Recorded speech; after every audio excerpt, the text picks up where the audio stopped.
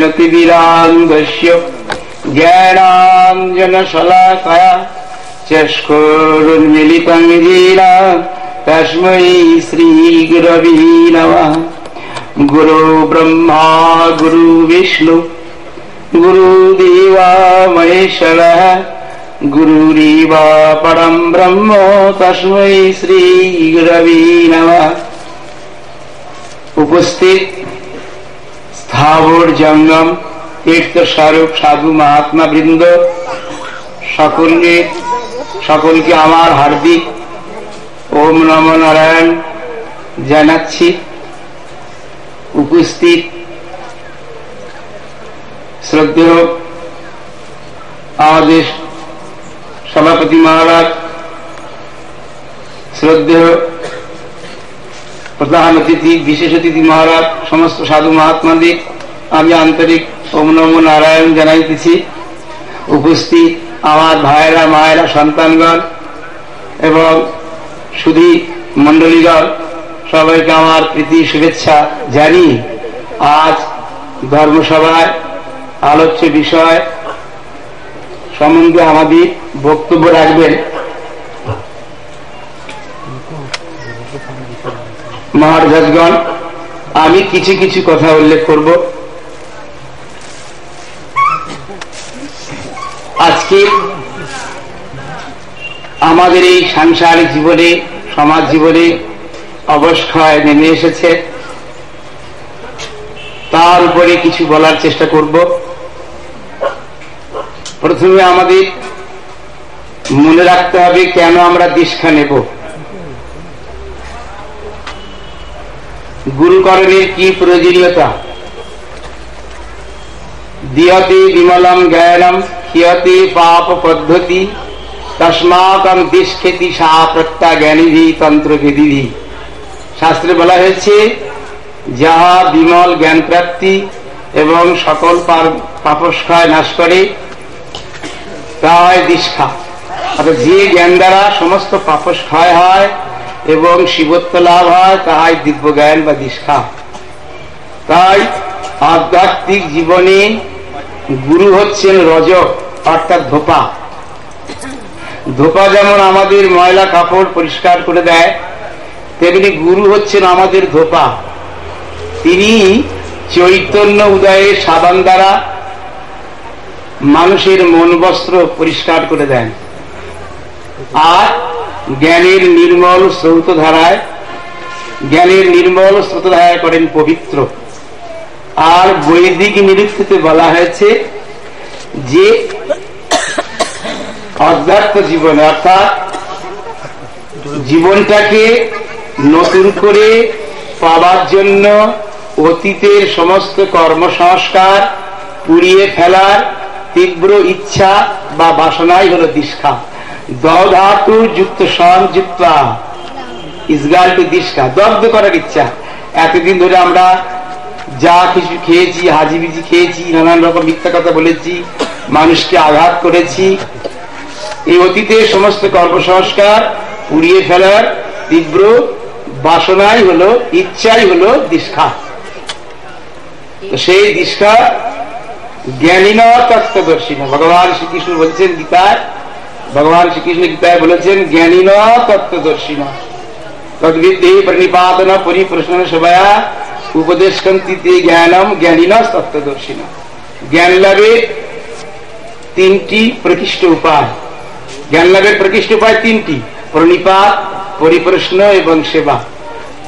গুরুদেবকে দণ্ডবত প্রণাম এবং তার সেবা এবং জিজ্ঞাসু হওয়া যে হে গুরুদেব, সংসারে যন্ত্রণা এত কেন কষ্ট পাচ্ছি, এত যন্ত্রণা শান্তি পাচ্ছি না, আমি কে, কোথা থেকে এসেছি, কিভাবে ভবসিন্ধু পার হবো, এই সমস্ত প্রশ্ন জিজ্ঞাসু হয়ে জানতে হয়। গুরুদেব যেরকম উপদেশ দেন সেই উপদেশ মতো কর্ম করতে করতে চিত্তশুদ্ধি হয়, ভক্তি লাভ হয়, তারপর জ্ঞান। তাই আমাদের এই অধ্যাত্ম জীবনে আসতে হলে প্রথমে চাই শ্রদ্ধা। তাই আমাদের নারায়ণের পরম ভক্ত নারদ ঋষি তিনি বলেছেন, যাদৌ শ্রদ্ধা তত সাধু সঙ্গ অত ভজন ক্রিয়া। তত অনর্থ নিবৃত্তি শ্বাস তত নিষ্ঠারতি স্ততা অতাশক্তি স্তত ভাব স্তত প্রেমাবুদঞ্চতি সাধকা নামায়ণ প্রেমন প্রাদুর্ভাবে ভবেক্রম।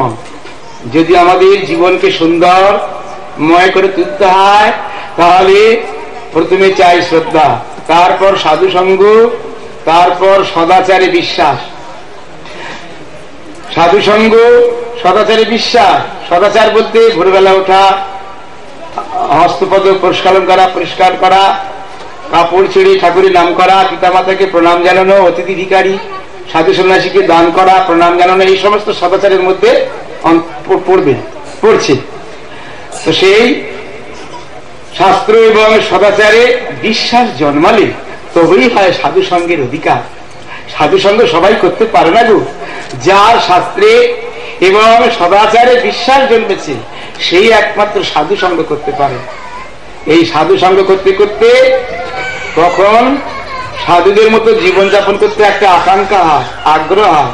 তারপর সদ্গুরুর নিকট দীক্ষা প্রাপ্ত হয়ে সাধন ভজন করতে হয়। সাধন ভজন করতে করতে মনের অনিষ্টকর প্রবৃত্তিগুলি দূর হয়। অনিষ্টকর প্রবৃত্তি হচ্ছে রাগ, দ্বেষ, হিংসা, কাম, ক্রোধ, ষড়রিপু। তো সেই যখন মনের অনিষ্টকর প্রবৃত্তিগুলি দূর হয় তখনই হয় ভাব, একটা ভাব সৃষ্টি হয়। ভগবানকে ভাবের মধ্যে পাওয়া যায়। শান্ত ভাব, দাস্য ভাব, সত্য, বাৎসল্য, পঞ্চভাব আছে। এই পঞ্চভাবে যে কোনো একটি ভাব অবলম্বন করে ভজন করতে করতে ভাব হয়। ভাবের পর হয় ভক্তি, ভক্তির পর লাভ হয় প্রেম। তাই ভাব হচ্ছে বৃক্ষ, ভক্তি হচ্ছে পুষ্প, আর প্রেম হচ্ছে সুপক্ষ ফল। তাই সেই প্রেম রূপ সুপক্ষ ফল লাভ করতে হলে আমাদের ভক্তি লাভ করতে হবে। এই ভক্তিটা কেউ করে দেবে না। এত পড়াশোনা করেছি, জীবনে দেখেছি এই ভক্তিটা একমাত্র গুরু সেবা, গুরু কর্ম করতে করতে মনের অজ্ঞাত সারে আমাদের হৃদয়ে আবির্ভূত হয়। এর কোনো ডেফিনিশন দেয়া যায় না। সবাই ডেফিনিশন দিয়েছেন, সব কাছাকাছি গেছেন। যেমন ডেফিনিশন সংজ্ঞা দিয়েছেন আমাদের ব্যাসদেবের পরাশর মুনির পুত্র ব্যাসদেব। তিনি বলছেন ভগবানের পূজা দিতে সেবা, জপ, নাম কীর্তন ইত্যাদিতে অনুরাগই ভক্তি। পূজাদি অনুরাগ ইতি পরাশর্য। মহাদেব মা দুর্গাকে ভক্তি সংজ্ঞা দিতে গিয়া বলিয়াছেন পূজা না যায়তে ভক্তির ভক্ত জ্ঞান প্রজায়তে। এ পার্বতী, কি করে ভক্তি লাভ হয় জানো? পূজা করিতে করিতে ভক্তি উৎপন্ন হয়, ভক্তি হইতে ঈশ্বর জ্ঞান জন্মায়। আর আমাদের নারদ ঋষি ভক্তি সংজ্ঞা দিয়েছেন কিরকম? সা তস্মিন পরমতরম রূপা অমৃত স্বরূপা অন্তর্যামী শ্রী ভগবানের প্রতি পরম প্রেমই ভক্তি। এই ভক্তি অমৃত স্বরূপা। এই ভক্তি আস্বাদন করলে সকল কামনা নিবৃত্তি, সকল বাঞ্ছার পরিতৃপ্তি, সর্বশোকের অপনোদন, সকল রাগদেশের পরিপূর্ণতা, বিদ্বেষ তার থাকে না। আর সকল কামনার পরিতৃপ্তি, ঈশ্বর আস্বাদনের মধুস্ফলন। এই ভক্তি যার লাভ হয়েছে সে সংসারের কোনো কাজ আর পাঁচজন মানুষের মতো আসক্ত চিত্তে করতে পারে না। সবই করছে মানে আসক্ত চিত্তে। তো সেই আমাদের এই কলিযুগে আমাদের অল্প আয়ু, আমরা কি করব তাহলে? একমাত্র শরণাগতি, কমপ্লিটলি সারেন্ডার, এই ভাবটা আনতেই হবে। আমি উদাহরণ দিয়ে বোঝাবার চেষ্টা করছি। কলির প্রচন্ড ধর্মের গ্লানির কথা ভাগবতে ঋষিরা সুতমুনিকে বলিয়াছেন। প্রায় অল্পায়ুষ সভ্য কলাবস্মিন যুগে জনাহা মন্দা সুমন্দু মতয়ু মন্দ ভাগ্যাজুপদ্রিতা। এই কলিকালে মানবগণ প্রায় অল্প আয়ু, অলস, সাতিশয় নির্বুদ্ধি, অত্যন্ত মন্দভাগ্য এবং দুর্ভিক্ষ, মহামারী প্রভৃতি উপদ্রবে কলির জীব প্রতিনিয়ত উপদ্রুত। ধর্মের চারিপাশ পূর্ণ থাকে সত্যযুগে, ত্রেতা দ্বাপরে এক এক পাত কমিয়া কলিযুগে মাত্র এক পাত অবশিষ্ট থাকে। ধর্মের চার পাত কাকে বলে? তপ, শৌচ, দয়া এবং পবিত্রতা। তপ শৌচম দয়া সত্যম ইতি পাদাক্তা অধর্মাংশ ভগ্নাস্ময় সংজ্ঞা মদৈস্তবঃ। সত্যযুগে তপস্যা, শৌচ, দয়া এবং সত্য নামক চারিপাদ ধর্ম ছিল। কি হলো, নষ্ট হয়ে গেল কেমন করে? না, গর্ব দ্বারা তপস্যা নষ্ট হয়েছে, অহংকার দ্বারা তপস্যা নষ্ট হয়েছে, ভোগাসক্তি দ্বারা পবিত্রতা অর্থাৎ শৌচ নষ্ট হয়েছে, মদ বা মত্ততার দ্বারা দয়া নামক পাদ ভগ্ন হইয়া গিয়াছে। এখনটুকু সত্যটুকু আছে। তাই যুগাবতার ঠাকুর পরমহংস রামকৃষ্ণদেব তিনি প্রায় বলতেন যে সত্য কথা বলা কলিকালের পরম তপস্যা। কিন্তু মানুষ পারবে না, সে এড়িয়ে যাবে। সে একটা মিথ্যাকে সত্য প্রতিপন্ন করতে গিয়ে 5টা মিথ্যা বলবে। তাই কলিকালে সত্য কথা বলাই পরম তপস্যা। সত্য কথা বলবার জন্য সে তপস্যা করতে হবে, ঘুরিয়ে ফিরিয়ে কিন্তু ওইখানেই আসছে। তাহলে দেখা যাচ্ছে যে কলিকালে সত্য কথা বলা পরম তপস্যা। It is easy to say but difficult to perform. অর্থাৎ সাধন না করলে সে পারবে না সত্য কথা বলতে।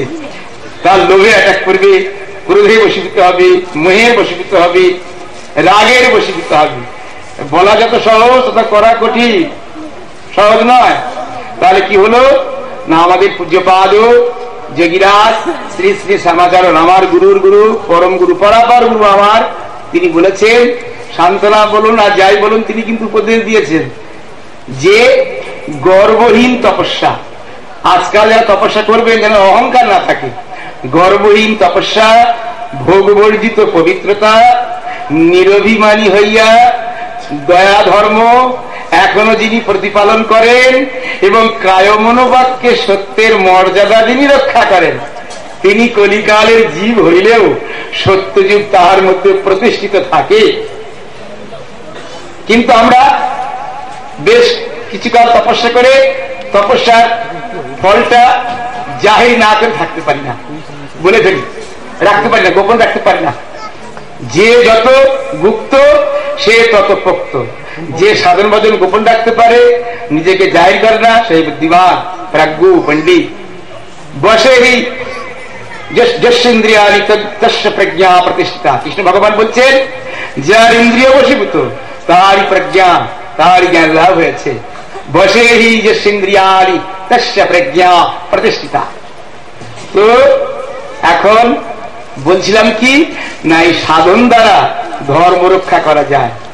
সংস্কৃতে ধৃধাতু হইতে ধর্ম শব্দের উৎপত্তি, ধৃধাতুর উত্তর মন প্রত্যয় যোগে ধর্ম পদটি নিষ্পন্ন হয়েছে। ধৃধাতুর অর্থ ধারণ করা। একজন ধর্মপ্রাণ ব্যক্তিকে যে সমস্ত সৎ গুণাবলী ধারণ করতে হয় তার মধ্যে অহিংসা, ক্ষমা, ইন্দ্রিয় সংযম, দয়া, দান, শৌচ, তপস্যা এবং সত্য। তাহলে মূলত ধর্ম হলো অদৃশ্য আধ্যাত্মিক শক্তির সাথে বাস্তব জীবনের সম্পর্কের অনুভূতি। অদৃশ্য শক্তির সাথে বাস্তব জীবনের সম্পর্কের অনুভূতি। স্বামী বিবেকানন্দের মতে ধর্ম হলো অনুভূতির বস্তু।